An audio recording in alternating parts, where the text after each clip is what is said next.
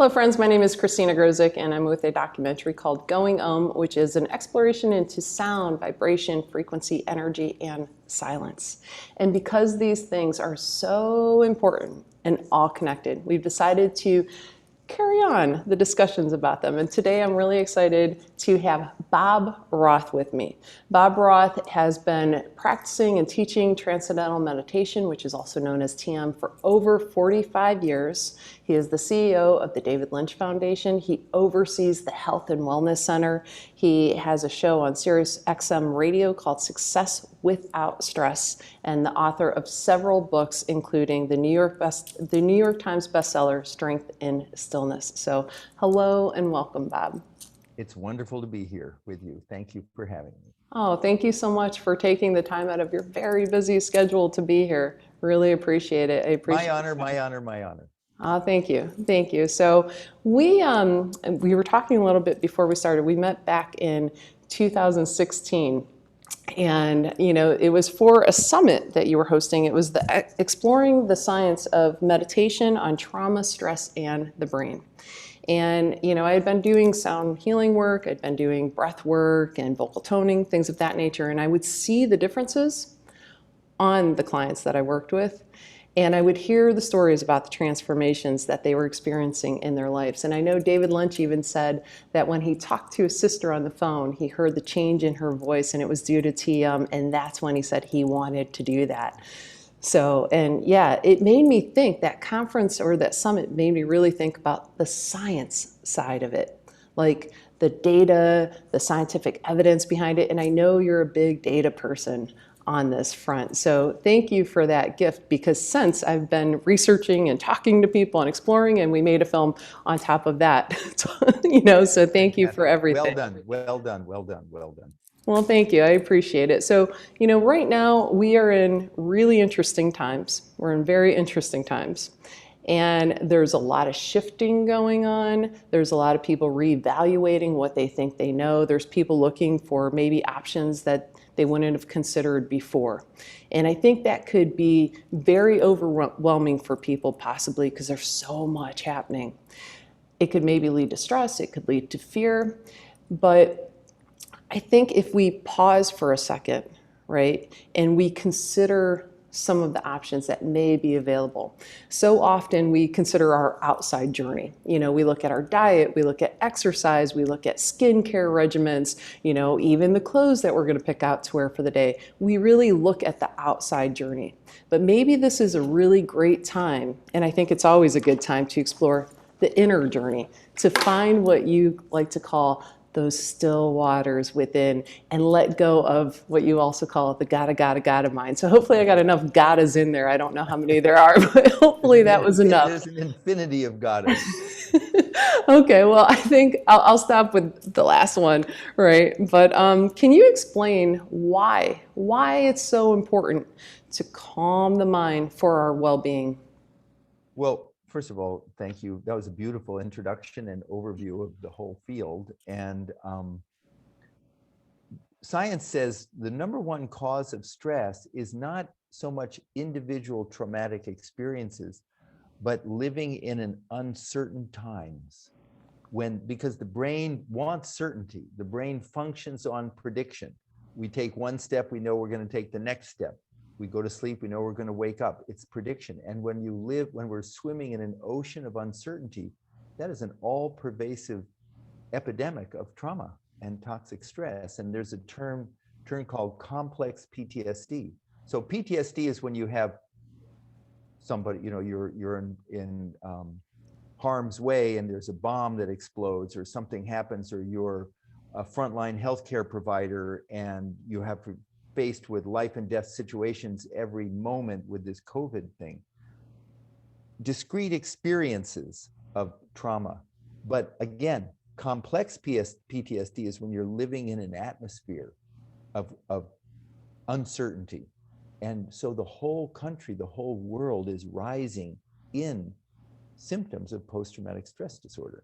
It's not just for those over there who are in overseas or driving ambulances. It's for the single mom who's raising 2 kids. It's for the dad who's worried about his income and, or provider. It's the child who's can't go to school again, and they live for their, so now more than ever, we need to access tools to find an experience of, we can say, certainty, stability, steadiness, calm, silence, because it's not out there anymore. It's nowhere. And we have no predictability. So the brain is at odds. So the idea of meditation, of learning a tool to transcend, to go deep within and experience your own steady state of mind, absolutely essential, particularly when you look at the research that's come out, the brain research has come out that shows it's the most powerful antidote to stress that exists, far more effective than pharmacological approaches or psychedelic approaches or anything. And there's one last thing, then I'll stop talking. You were just saying, we do so much to secure our health from the neck down. What am I eating? What am I saying to the person? My exercise. But this is a 3-pound organ that runs the whole show. And what are we doing specifically for this? And so tools like Transcendental Meditation become not just a luxury, but an essential tool in our toolbox. Yeah, thank you for that. I know you've also connected the mind and the heart, right, as one. The mind. There's no artificial. You have an experience. You see someone you've loved and you haven't seen for a long time. You see them with your eyes. It registers in your brain. It sends chemical hormones. It triggers hormones, and now you've got oxytocin, and now I'm in love with this person, and you've got dopamine, and now I'm excited about this person. Or you see someone that you go, oh my God, that person hurt me badly, and now you've got cortisol, and so now I see something with my eyes, my body responds like this, my heart either expands or contracts, my mind is afraid. So there's no barrier. Any experience we have is a continuum. So I always find it interesting when people say, well, I'm not that interested in science, I'm more interested in my emotions. And I say, there's no difference.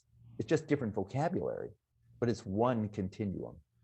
Yeah, I love that so much because it's all connected. Everything is connected. Everything's connected. Yeah. The whole universe, the whole thing is one unbounded ocean of consciousness, and we're all expressions of that. And the interesting thing is, for the longest time, science understanding of what consciousness is, that was just they call it an epiphenomenon. This consciousness doesn't exist. It's just the result of the electrical and chemical activity in your brain. Well, now scientists are knowing, wait a minute, that doesn't make any sense. You've got a car engine that generates its own gasoline. You've got a brain, an inert brain that creates its own life force. So understandings of consciousness are going deeper and deeper and deeper. And we're not there yet, but we're moving in the direction of understanding that consciousness is a field that underlies everyone and everything. And that's not a new age idea. That in time will be verified by physics and chemistry and biology and the ancient spiritual traditions and philosophical traditions. It's one unified basis of life. Yeah, I love that. Now we find the stability, and we root in a little bit. It's time to get grounded, right? Yes, I think nature's got the whole universe, got the whole world on a big retreat, just one big inward stroke. No, you can't leave, no, you can't go off your retreat, because you could die. It's not like you're going to get in trouble if we really go, and I hate to be gruesome about it, but if we go too far, if we don't read nature, if we don't protect ourselves, that could happen. So the stakes are high, and it's to learn to be comfortable in our own skin. Well, I remember I've been meditating for over 50 years, and I remember when I first started, one reason I wanted to start is I want to be able, why am I lonely at night? Why can't I be comfortable? Where's the lack? I know this is sort of trite, but why isn't it okay? Not just okay, why isn't it wonderful just to be in my own company? And so that drove me to want to learn to meditate and want to learn to go deep within myself and unfold whatever was in there, so that I love being around people, but I don't want to be empty when I'm not. Mm, mm. I love the way you just described that, because that resonates so much with me. I've spent a lot of time traveling by myself for work, and people will always say, like, aren't you ever with other people? And I'm like, well, I am. I meet other people throughout the day, and that's great, but I never feel like I'm alone. No, isn't it great? I love it. Yeah. Or after you've been out doing something, there's nothing like, I'll speak someplace and there'll be like tons of people. People say they have videotapes. The millisecond I'm done speaking, they say, I look for the exit sign. Because I just, okay, I gave, my full. Now, I either want to be with a few friends, or I can be by myself, take a shower, get into bed, watch a documentary. Just, I like my own company too. I like both. Yeah, yeah, it's a balance, right? It's a It's a balance. It's balance, a yeah. balance. But Yeah. when you learn to harness the power of being within, and that change happens within, when we can change within and find peace within, that is when we can find peace with others. And I think that you and I could have an entire conversation. I could talk to you on so many different levels and topics, right, about collective consciousness, but what that contributes to the whole.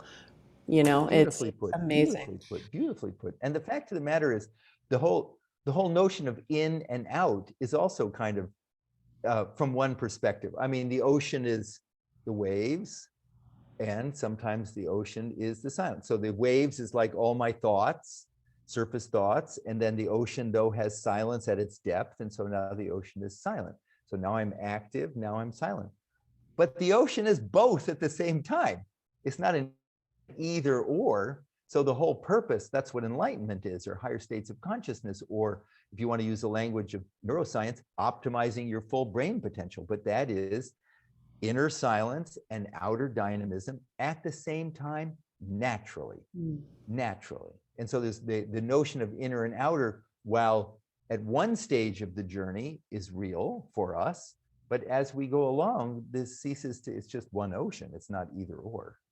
Yeah, I love that. I love it because it's all one. It's all one. Just one.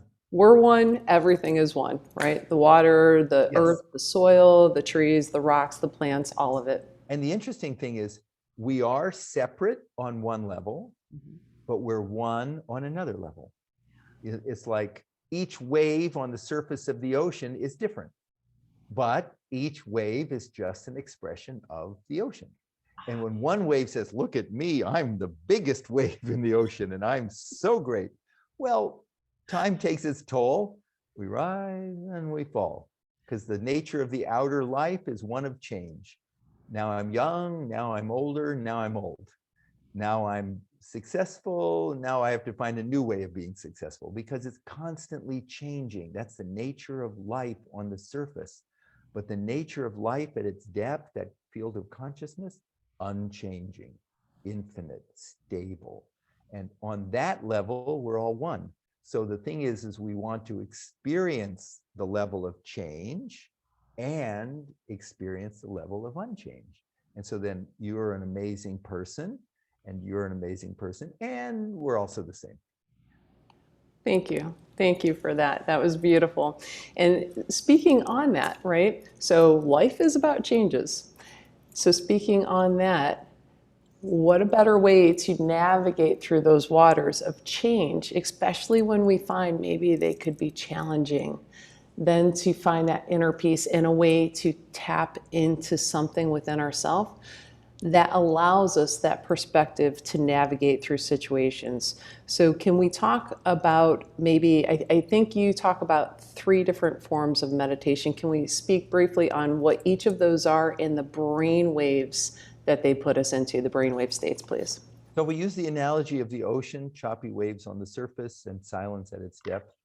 And we used a hypothesis that the surface active ocean is analogous to the surface active mind, calling it the gotta mind. I gotta do this, and I gotta do that, and I gotta call him, and I gotta call her, and I gotta make a list. Then I gotta find, then I gotta make a new list because I lost the list. And I gotta slow down, and I gotta get going, and I gotta get to, so all that. And so it's a natural human desire to say, I'd like some inner calm, some inner clarity, some inner focus. And the operative word there is inner. And the question is there such a thing as an inner, and how do we get there? So that has been the domain of meditation for thousands and thousands of years. And it turns out, according to neuroscience, there are three basic types of meditation. One is called, so they're not all the same, and they produce different results. And it's not a question of better or worse, just different outcomes. You can't say vitamin C is better than vitamin D, just different. It's like the different outcomes, different ingredients, different outcomes. And it doesn't hurt to, use them at the same time, in support of each other. So the first is called focused attention. And focused attention is a concentration form of meditation where basically I want to clear my mind of the noise of thoughts and feelings. And in the analogy, that would say, if you want to have a calm ocean, what disrupts a calm ocean? Waves. So if you could stop waves, you'd have a calm ocean. What disrupts a calm mind? Incessant thinking. So if you could stop the incessant thinking, you'd have a calm mind. To do that, they use concentration techniques. Focus, clear the mind. It's hard work. When we do that kind of meditation, it creates something called gamma brain waves, which are 20 to 50 cycles per second. And that's when your brain is working very fast. That means the electrical activity in your brain neurons are going up and down 20 to 50 times per second, very fast. So that's one type. Second type of meditation is called open monitoring. So first was focused attention. The second is open monitoring. Open monitoring says thoughts aren't necessarily the disruptor of calm, but the content of thoughts can be a disruptor of calm. So if I have a thought about a guy named Joe, and I don't know anybody named Joe, but if I have a thought about a guy named Joe and 10 years ago, Joe done me wrong, and I think about Joe. So what happens is open monitoring, it's like a mindfulness tool, teaches me to dispassionately observe my thoughts, my moods, my feelings, my actions, not get lost, be in the present. Don't be 10 years ago, be in the present moment. And when I do that, it creates something called, among others, theta brain waves. Those are 4 to 8 cycles per second. And that's onset of a dream state. That's where you're thinking inwardly, thinking about things. With me so far? Yes. Okay. Perfect. Thank you. So the third type, so these first two, focused attention and open monitoring, are called cognitive approaches to meditation. Cognitive means I'm thinking about, pertaining to my thoughts, the waves, changing the waves, different attitude towards it, suppressing waves. The third is called self-transcending, and that's transcendental meditation. And self-transcending says, okay, waves are part of the ocean. Thoughts are part of the mind. We don't have to stop where's the silence naturally in the ocean? At its depth. Natural thoughts waves are natural to the surface. That's currents and winds and all, it's just life. But at its depth, it's silent. So the same with transcendental meditation, self-transcending. We understand that while thoughts are active on the surface, we understand that the mind has a vertical dimension. I feel things deeply. I love deeply. I hurt deeply. I have an intuition. Somebody comes to you and says, I got an idea for something for you to do for your career. And they give you 3 reasons. And they make sense on one level, surface level, 3 reasons. Person leaves, you're sitting quietly by yourself and you go, I don't think so, Jack. It doesn't, and they say, why not? You say, it doesn't feel right, on that quiet level.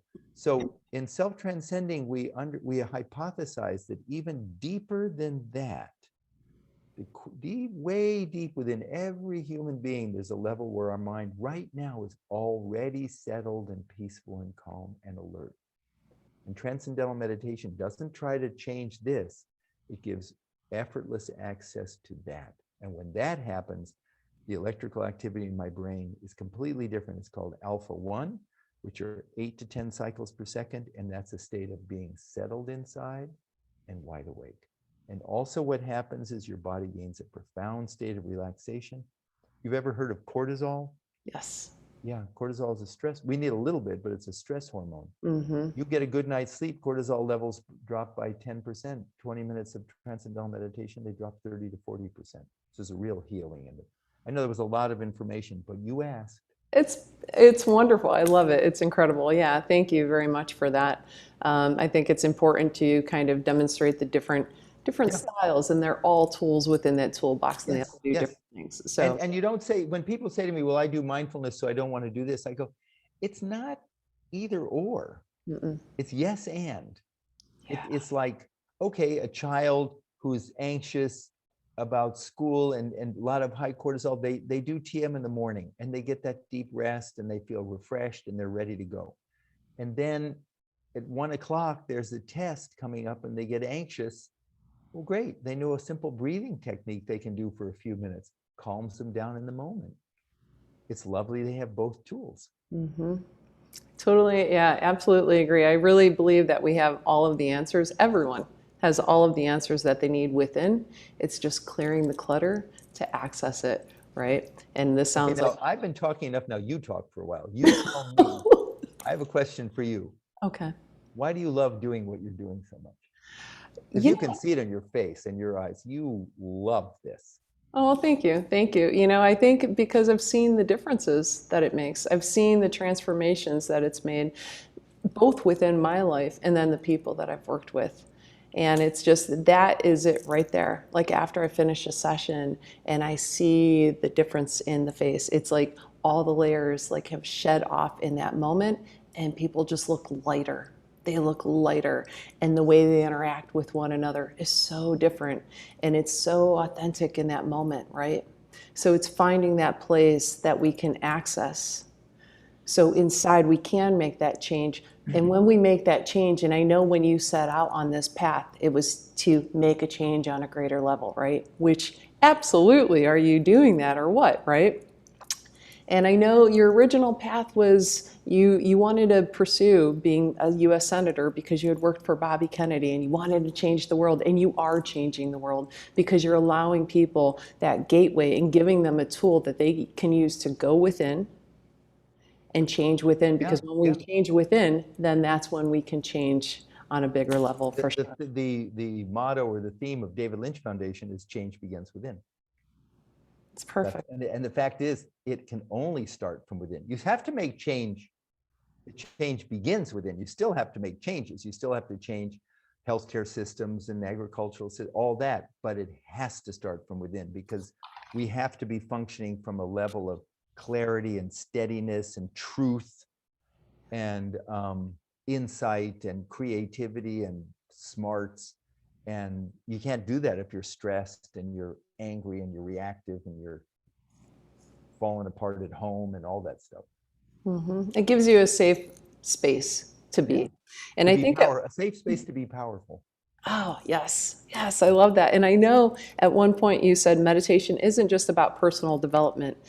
It is also about social transformation. And wow, yeah, how that's come to fruition.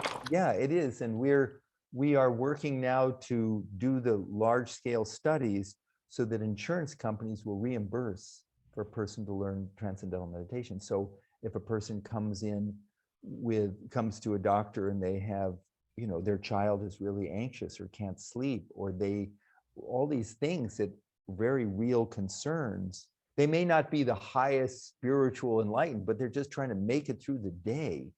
And their doctor could write a prescription. They could, okay, you're going to have Prozac for your depression, but you know what else? I could write your prescription for TM, and that can be reimbursed too. And we do that in the healthcare system. Everybody in the country has access to their own transcendental self. Well, fingers crossed on that front, and hopefully that day will come sooner than later. Let's hope. We're working on it. We're working on it. Oh, you seem like you were working all the time. When I look up the programs you're working, I'm like, oh my gosh, they're doing this and you're doing this and you're doing that. I mean, you've worked with so many different groups of people. I mean, you've worked with everyone from being on Capitol Hill to both sides of the aisle, to veterans, to inner city school children, to inmates, to survivors of domestic abuse. The list goes on and on. Celebrities. I mean, I literally could probably list about 50 different groups you've worked with because I know Well, it's always growing. yeah, it's like, but the thing is, stress is everywhere. Yeah. And the nice thing about this is it's not a religion and it's not a philosophy, and you can be skeptical and do it. I don't have to believe in gravity for my phone to drop. I don't have to believe in this to access my own deeper innermost self. And I love that about it. Absolutely. And I know we're almost out of time here, Bob. So I want to ask you two more questions if that's I'll be okay. short answer. Okay. What are some of your favorite sounds? The sounds that when you hear them, it's just like that moment of, all is right in the world. Rain. I just love the sound of pure rain. I just love it. There's just something from the heavens, just everywhere, being nourished and cooled and refreshed. And I love it. Oh, and other sounds? Well, I love water. So a river, just that same thing, that continual sort of I love those two things a lot. Oceans are fine, but I'm a sort of a rain and a river guy. Yeah, How I about you? love What's that. your favorite? I love water. I love the sound of a morning dove. Oh, lovely. Yeah. Yeah. It doesn't matter where I'm at. If I hear that, it's like So everything just beautiful. stops. Yeah. Yeah. So But I love the water too, and seeing that we are 70 to 80% water totally makes sense. Yeah. yeah. It's so And we cleansing. have the same amount of salt in the water in the human body that we have in the ocean. Oh, Same salt levels. I did not know that. Good to know. Not Thank you surprising. so Yeah. much. Live Yeah. and learn. Live and learn. Every day, every moment, I'm living and learning for sure. I don't know what I learned from that conversation with Bob, but I did find out that the salt levels are the same in the human No, body and the oceans. Yes. so much, so much. Okay. Yeah. What's the next question? Well, the next question is where can people find you if they want to learn more about TM? Because I have about a million other questions I can ask you, and perhaps another time. Yes, and I would like to do another time, but I would like to interview you for your show. I would. Okay. People would like to know, your listeners would like to know, maybe you've already talked to them, but I would like to ask these and other questions of you. You're an extraordinary person. You're doing you could be doing a million things. You're that talented, you're that alert, you're a self-starter, you really believe in what you're doing, and you're doing this. So I would like to interview you. Thank you. I would love that. I would be so honored. Thank Let's you set it so up. much. Set it up. Okay. Yeah, That just tell sounds great. Janelle or something we want to set up a half hour and I want to interview you. Okay. All right. That's a deal. Thank you very Thank much. you. I like that. So, yeah, Bob, where can people learn more Oh, about? go to davidlynchfoundation.org, davidlynchfoundation.org, but I'm going to give you my personal email address. It goes to me, it doesn't go to anybody else. If you have a question, you can email me. And if you're looking for a TM teacher somewhere, because there's teachers, it's a nonprofit organization. You can also go to tm.org. That'll tell you about the technique. But bob@davidlynchfoundation.org. Just email me, Bob, B-O-B, @davidlynchfoundation.org, and I'll answer your questions. Perfect. Thank you so much. Thank you for taking the time out. Thank you for your presence and your energy and all of the work that you have done and you're continuing to do. Thank you. And when I see you, honest, I see a big, bright, beautiful destiny for this world. So Thank you. keep Thank you. going. It's the reflection of you. So, yes, It's the yes. expression of the one unbounded. Thank you. Thank you. Well, Bob, thank you so much. Thank you. Okay.